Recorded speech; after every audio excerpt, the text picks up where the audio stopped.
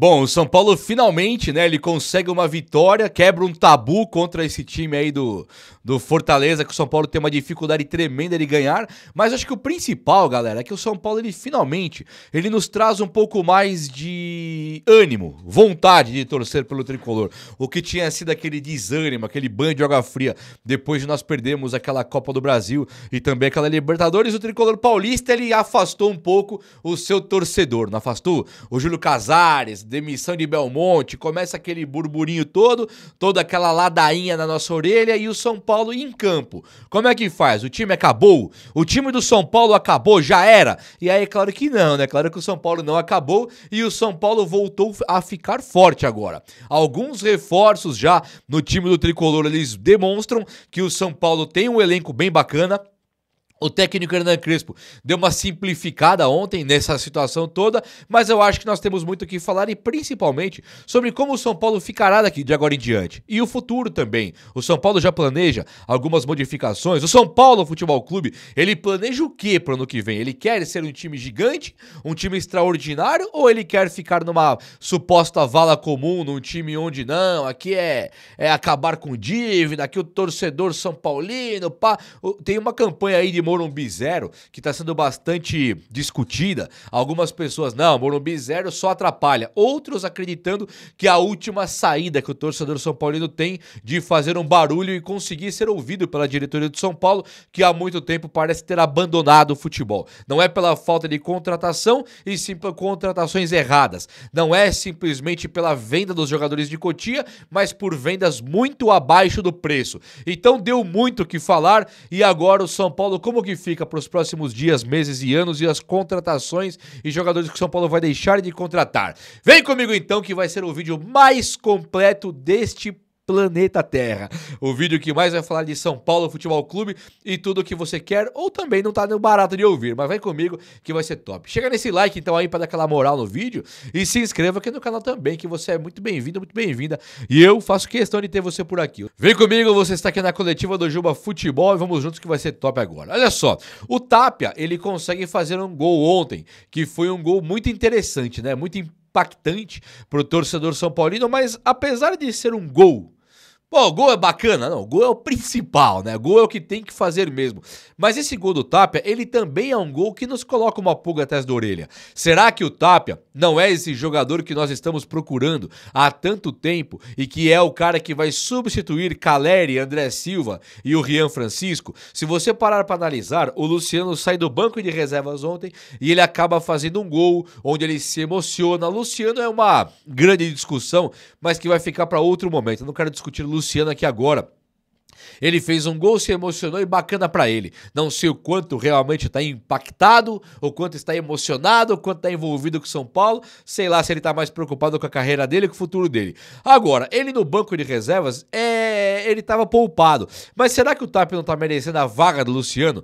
Vamos recapitular como foi Copa do Brasil e Libertadores. O Luciano não entregou nada na expectativa que nós estávamos a respeito dele, em cima dele. A expectativa era do cara que ia substituir o Caleri, ia fazer as vezes de liderança que Lucas Moura e Oscar não conseguiam por estar machucados, e o Luciano não fez. Aí o Tapia entra. O São Paulo não fazia um gol desde a época do Botafogo, o jogo contra o Botafogo, que o Diné não faz o gol. Então Ferreirinha não fez, Luciano não fez, Rodriguinho não fez, nesse meio tempo ninguém tinha feito. Agora o Tapia entrou e fez o gol contra o Fortaleza. E foi um gol bastante interessante, mas a partida do Tapia, ela foi mais interessante ainda. Ele era uma puxada de contra-ataque, porque ele é um cara rápido, ele era um cara forte fazendo a referência como pivô, ele era um ponto onde o time conseguia tocar para poder sair do abafa do Fortaleza, principalmente pelo Tricolor estar jogando com um jogador a menos. Quando você tem um jogador a menos, é muito difícil de jogar nesse cenário de futebol profissional, sabe? Atletas de alta performance, é muito complicado você ter um cara a menos. Então, quando você tem a bola, você se livra dela, o adversário pega e te abafa de novo. Você tem que ter uma referência que segura a bola. E o Tapia conseguiu fazer essa partida. Ele era uma referência única, ele era um cara isolado na frente e ele consegue fazer uma partida bastante acima do esperado. Acima da média. Eu, sinceramente, adorei a partida do Tapia. E aí coloca essa pulga atrás da orelha. Será que ele não pode agora ser o centroavante do time de São Paulo? O São Paulo, quando tiver com Lucas Moura, Oscar, aí fica um outro time, né? Agora hoje, que tem Rodriguinho, Ferreirinha e o Luciano, claro que qualquer um que perca a vaga eventualmente para um Tapia é discutível, é de se discutir. E o Tapia, só para encerrar aqui a participação dele neste vídeo, ele é um cara que, pelo que eu me lembro, ele tá estimado ali em US$ 1 milhão para o São Paulo pagar e adquirir o jogador. 1 milhão, 1 milhão e pouquinho. Eu lembro que era aproximadamente 7, 8 milhões de reais para comprar o Tapia. E aqui eu digo uma coisa para vocês. Bom de bola ou não, o cara tem 21 anos, é um jogador da seleção chilena, é um cara que vem pro São Paulo e fez uma ótima partida contra o Fluminense, fez uma partida ruim contra o Sport, mas ele acaba fazendo um gol, uma ótima partida contra o Fortaleza, onde ele faz um gol, e ele é um cara que se projeta e sempre está em evidência para receber aquele passe final para fazer o gol. É um cara interessante de fazer análise. Até ontem, eu tava muito desanimado com o Tapia. Fala, poxa, o Crespo não colocou o cara nos 2 jogos da Libertadores. Então, pra que serve um cara desse? Já manda embora, era o papo de ontem. Agora, ele entrando hoje, me parece mais que o Crespo vacilou de não colocar o Tapia contra a LDU. Precisava do Tapia contra a LDU e o Crespo não colocou. Confundindo a torcida São Paulina, mas agora eu acho que o São Paulo tá até acertando com esse Tapia. Tomara que ele fique no time de São Paulo, tomara que ele dê certo realmente, tomara que ele dê a volta por cima e consiga ser contratado por méritos, tomara que ele mereça ser contratado pelo time do São Paulo Futebol Clube, não é verdade? Gente, olha só, Luiz Gustavo e Negrutti são 2 reforços que o São Paulo ganha de presente. Um é da base, que é o Negrutti jogando improvisado como zagueiro. O cara não passa nem vento com sabão por ele. Vento ensaboado não está passando pelo Negrutti. Partidas assim clamorosas, não tem muito destaque, né? Você não vê nele, né? Sei lá, quando o Puyol começou com a máscara, lateral direito, o cabelão, correndo, virava cambalhota nas divididas. Não é esse cara. Só que também você não vê o adversário crescendo pra cima dele, não. O adversário não se cria ali contra o Negrutti. Moleque firme, seguro, segundo o jogo inteiro, onde o São Paulo nem lembra que tem desfalque da zaga pela direita. Negrutti, ó, beijo no seu coração, está muito de parabéns e que delícia ver mais um cara de Cotia dando a volta por cima e com extremo mérito conseguindo aí conquistar a vaga, conquistar o Crespo, conquistar a torcida do São Paulo e se mostrando no time do São Paulo que ele não está ali de coadjuvante, que ele está ali para brilhar. Muito bom de ver. E o Luiz Gustavo, um ser humano incrível, um cara sensacional, mas ele tem um porte físico de zagueiro mesmo, né? Você vê que ele é grandalhão, truculento, grande, igual os backs do São Paulo. Arboleda, Sabino, Lugano, ele é trombador, só que ele é técnico, né? Então é um cara grandão que quando vira zagueiro você nem lembra que ele é volante. O cara todas as divididas ganhou. É abençoado, é maravilhoso de ver. Toda dividida ele ganhou. Se vier por cima, ele tem um tempo de cabeceio perfeito. E ele tem a técnica para sair jogando. Quem viu o Luiz Gustavo pelo que ele passou, o tempo que ele ficou fora, a maneira que ele volta antes, praticamente, né, antes de Lucas e Oscar, porque o Lucas já voltou, mas não voltou. Então ele volta praticamente antes de Lucas e Oscar. E volta nessa pegada aí, tá de brincadeira. Se segurem aí Arboleda, Alan Franco, Ferrarese, tem um cara aí batendo na porta da titularidade e dizendo, ó, um titular aqui chegou. O São Paulo tem o Sabino, que convenhamos, hein? Que delícia de ver o Sabino jogando. O cara vem do Sport Recife, que você fala, bom, é refúgio. O cara vem de graça, você fala, poxa, deu o Sport quis o cara, né? Então vem de graça. Só que ele joga essa bola aí. O Sabino já tem uns 3 ou 4 jogos do São Paulo que ele tem sido o melhor em campo. Uma figura assim exemplar. É esse tipo de contratação que é o que nós esperamos de olheiros. Ah, tem o olheiro, tem o scout. Caramba, o que esses caras têm que fazer? Não tem que apontar um cara de 20 milhões de euros e falar, gostei desse. Não, ele tem que ir buscar um cara tipo o Sabino. Não ocupa lugar de estrangeiro, né? Não teve que buscar aí no time aí Paraguai, Chile, na Argentina, na Colômbia, nada. Trouxe aqui do Brasil, já não ocupa lugar de estrangeiro. O cara sabe o futebol brasileiro, sabe falar com o técnico. E ele é um cara que ele vestiu a camisa do São Paulo e encaixou. Já fez parte das ruins? Já, porque ele precisava desse período de adaptação. Hoje, olhar pro Sabino no São Paulo, sinceramente, acho que ganhou a vaga de titular e com toda certeza, estou gostando mais dele do que do próprio Ferrarese. Se você pensar em Alan Franco e Arboleda, que pra mim ainda são acima da média, talvez o Sabino na esquerda, melhor ter ele do que ter o Ferrarese na direita. É discutível, é opinião, normal, você quer ter uma diferença, nem eu sei se eu prefiro o Sabino do que o Ferrarese, então não sei. Mas olhar pro Luiz Gustavo, a partida que fez, olhar pro Negrutti, a partida que fez, olhar pro Sabino, o que tem feito, tá de brincadeira. O São Paulo encontrou 5 zagueiros ali de altíssimo nível. E eu não estou falando do Rafael Tolói. Eu tô falando dos zagueiros Ferrarese, Arboleda, Alan Franco, Sabino e o Luiz Gustavo. Tolói e Negrutti ainda estão ali para me convencer. Negrutti tá muito bem, Tolói não, machucou, mas o São Paulo tem ali pelo menos 5 zagueiros de altíssimo nível. Qualquer técnico consegue fazer chover com esses caras aí. Olha só, deixa eu falar antes agora do Everton Ribeiro, para depois eu falar do Rigoni, tá? Tem umas coisas aqui legais para falar. O Everton Ribeiro, ele foi colocado ali por alguns entusiastas ali do novo São Paulo. Tava vendo um vídeo até do Vini Weiner, que é um cara aqui que tem um canal também de futebol aqui no YouTube. Ele colocou que o novo São Paulo, que ele contrataria o Everton Ribeiro pro time do Tricolor. Ele contrataria, ele começaria pelo Everton Ribeiro. E aqui vai dar um pouquinho o que falarem. O Everton Ribeiro é um jogador que eu acho que ao lado de Arrascaeta, Bruno Henrique, alguns aí, Hulk, acho que menos tempo, né? Mas assim, quem brilhou mais, tecnicamente falando no Brasil nos últimos, sei lá, vou chutar aqui, 10 anos pelo menos, foram pra mim Everton Ribeiro e Arrascaeta. E aí entra o Bruno Henrique, alguns anos incríveis, entra o Hulk, alguns anos incríveis, você tem ali 2023, a metade do ano, o Lucas Moura também incrível, tem alguns caras que fazem chover, né? E esse Everton Ribeiro, pra mim ele fez chover aqui no Brasil. Ele ganha os brasileiros lá pelo Cruzeiro, vai pro Flamengo, é uma coisa impressionante. Ele é um jogador que é diferenciadaço. Pra mim, em termos de... Vamos desconsiderar a idade. Pegar agora a carreira. Eu acho que o Everton Ribeiro tá 1000 vezes acima de um Paquetá da vida, mas infinitamente acima.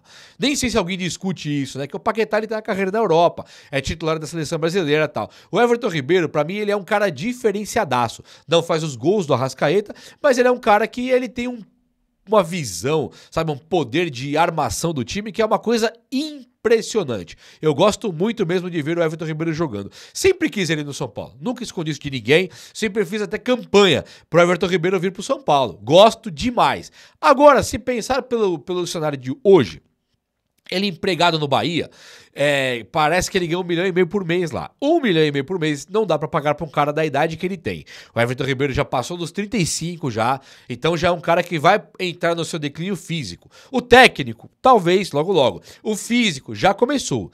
Tem muito torcedor do Bahia que não quer o Everton Ribeiro mais jogando 90 minutos. Eu tava fazendo umas análises do trabalho do Rogério Ceni, que eu gosto de fazer. Hobby meu aí. Eu nem trago muitas vezes pro canal, né? Mas tava olhando o trabalho do Rogério Ceni diante do Bahia, mais o grupo Sítio, que eles investiram e tal. O Everton Ribeiro foi pedido pelo Ceni. Quando o Ceni esteve no Flamengo, ele trabalhou com o Everton Ribeiro e gostou muito. Se gostam pra caramba.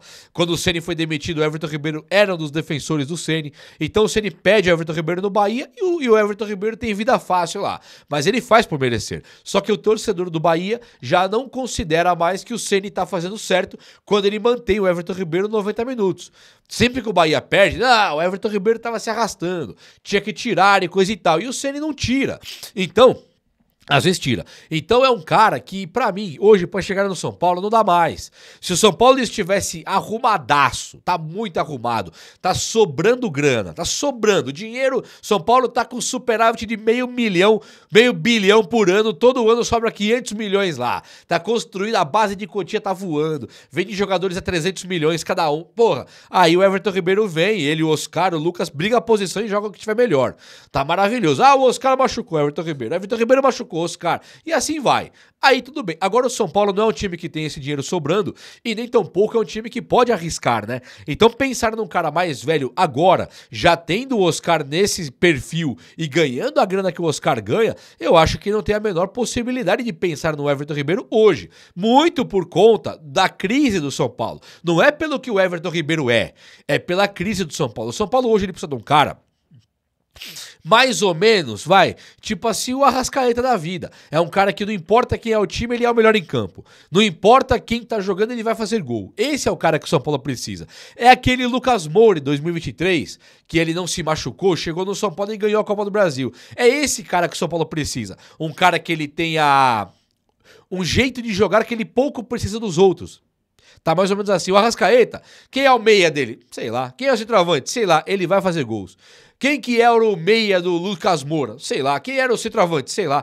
Ele ia fazer a jogada e fazer os gols. O Everton Ribeiro depende do time estar bem. Ele precisa criar a jogada para um centroavante e tal. Mas e aí a parte física? E a parte financeira? O São Paulo não pode mais arriscar e os jogadores que o São Paulo tem que contratar doravante, de agora em diante, tem que ser jogadores que têm essa característica de conseguir desequilibrar o jogo em qualquer momento. Ah, Juba, mas aí fica muito caro. Beleza, é aí que entra a parte do olheiro. É aí que entra a camisa do São Paulo. Você tem que descobrir um cara tipo o Antony, tipo o Henrique Carmo, tipo o Cueva, quando veio. Lembra o Cueva, Michel Bastos? Antes da preguiça, antes do mosquitinho da preguiça picá-los, eles eram caras que desequilibravam os jogos. Tanto o Michel Bastos quanto o Cueva. Então precisa desse tipo de cara. Só que eles não podem entrar numa onda de repente parar de jogar. Tem que sempre continuar e ir bem. Aí eu gosto muito da ideia. E o Rigoni ontem, ele acaba sendo expulso e aí tá dando muito o que falar, né? A gente fazendo contagem regressiva pra ele ir embora. Na verdade, ele não vai embora se ele não conseguir a renovação automática do contrato. O que acontece? Se o Rigoni cumprir uma meta de jogos, mais minutos, acho que agora faltam 11, 12 jogos, fazendo 45 minutos em cada um dos jogos. Se ele conseguir cumprir essa meta, o contrato dele é renovado automaticamente. Ele não vai conseguir cumprir essa meta, já garanto pra vocês. Não vai conseguir, vai ter jogo que o Crespo vai tirar ele, não vai ter jogo suficiente. E aí o São Paulo vai poder olhar pro Rigoni e falar, ó, eu gostei do que eu vi e eu quero continuar com ele. Ou eu não gostei do que eu vi, não quero continuar com ele. Vai ficar na mão do São Paulo escolher se renova ou não o contrato do Rigoni. O Rigoni, ele ontem estava bem naqueles 20 e poucos minutos. Ele participa ativamente do gol. Não é só pela assistência pro Tapia. Ele dá um drible num cara de letra, ele puxa a bola e rola pro Rodriguinho. O Rodriguinho com uma visão volta ali pro Cédric. O Cédric lança pro Rigoni. O Rigoni entra na área invertendo a posição no campo. Ele começou pela meia esquerda, acaba na ponta direita, uma movimentação interessante e ele cruza pro Tapia, que se desloca ali do zagueiro e faz um gol bem inteligente. Então, o Rigoni, pra mim ele é um jogador que ainda é uma dúvida. Ah, você tá defendendo o Rigoni, Jubão? Não tô. Ah, você tá criticando o Rigoni? Não estou também. O Rigoni, entre altos e baixos, ele me parece um jogador hoje normal no ambiente do São Paulo quando vai bem e normal no ambiente do São Paulo quando vai mal. O São Paulo, quando ele saiu com a LDU, o Rigoni foi o pior em campo. Não foi. Todo mundo foi o pior em campo, salvo uma ou duas sessões. Todo mundo jogou mal contra a LDU, perdemos de 3-0 no agregado e merecemos ser eliminados. Então, Rigoni, o lixão, não acho. Agora o Rigoni, craque, titular, também não acho. Agora um jogador normal que está tentando dar a volta por cima e que ontem cometeu um acerto muito maravilhoso da assistência e um erro muito pesado da expulsão. Não é um cara violento, não é um cara que tem histórico de expulsão, acho que foi uma obra do acaso, ele está nervoso porque está sendo também muito cobrado. Vou esperar para tomar minhas conclusões com o Emiliano Rigoni, mas por enquanto eu acho que ele tá longe, mas muito longe de ser parte do problema do São Paulo. Acho sim que ele veio para ajudar. Beleza? Então, o vídeo de hoje foi esse. Eu espero que você tenha gostado e se você gostou, chega nesse likeão. Tamo junto, um abraço meus amigos, até a próxima. Valeu!